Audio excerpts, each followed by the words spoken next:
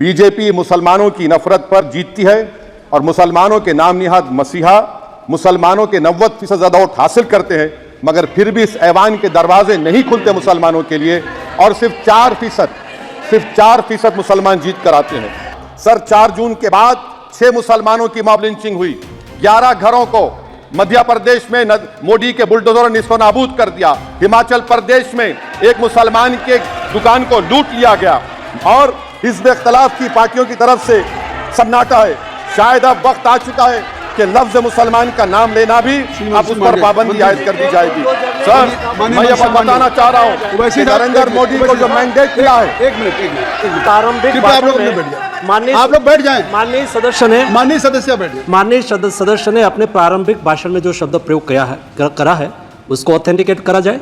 और अभी उन्होंने उल्लेख करा कि मोदी के बुलडोजर ने वहाँ मॉब लिंचिंग करा है, उसको भी ऑथेंटिकेट करा जाए। निश्चित तौर से इसको ठीक है। उवैसी साहब जब भी कोई बात नहीं सर, आप चेयर पर बैठे हैं जी, इसलिए आप मंत्री जी को पेट में दर्द हुआ, माशाल्लाह, शुक्रिया उनका। नहीं, तो सर मैं ये बोल रहा था, जवाबदेही है अरे नहीं, मंत्री इससे बुरी बात क्या है? पेट में दर्द हो सकता है, वो दर्द ये सब ठीक। अच्छा दर्द हुआ, चलिए दर्द हुआ, दिल का दर्द हुआ। तो सर जो नरेंद्र मोदी को मैंडेट मिला है वो सिर्फ और सिर्फ मुसलमानों की नफरत पर और हिंदुत्व की वजह से मिला है। आज भारत के आधे नौजवान बेरोजगार हैं और रोजगार की तालाश, बेरोजगारी का आलम यह है सर कि मोदी सरकार के 5 साल में 75 लाख एस्पिरेंट्स की जिंदगी बर्बाद हो गई, 6 पेपर लीक हुआ। बेरोजगारी का आलम यह है सर कि रशिया जा रहे हैं, वहां जाकर अपनी जानों को दे रहे हैं। बेरोजगारी का आलम यह है कि नरेंद्र मोदी रोजगार का कैंप चलाती है नौजवानों के लिए कि तुम इजराइल में जाकर काम करो, उनको कैनन फॉडर बना रही है ताकि फलस्तीनियों की जायदादों को हड़प कर सके। ये भी कंक्लूड कर। अरे सर मेरा टाइम है, कहाँ टाइम है सर? आप ये टाइम ले ले मेरा सर, मैं 2 मिनट दीजिए। ये विश्वगुरु की पॉलिसी है।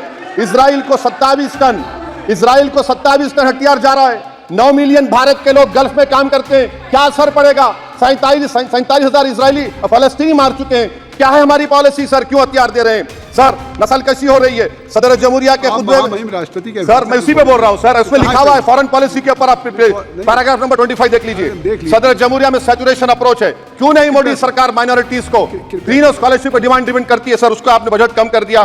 सर बनारस का बुनकर 18 महीने से मंडी का शिकार है, सूरत और बेंगलुरु जा रहा है। सर आखिरी बात कंक्लूड कर रहा हूं, आखिरी बात सर, पनून केस में निखिल गुप्ता, मोदी ने कहा था कि हमने घर में घुसकर मारा, तो निखिल गुप्ता को किसने ऑर्डर दिया था पनून को मारने का?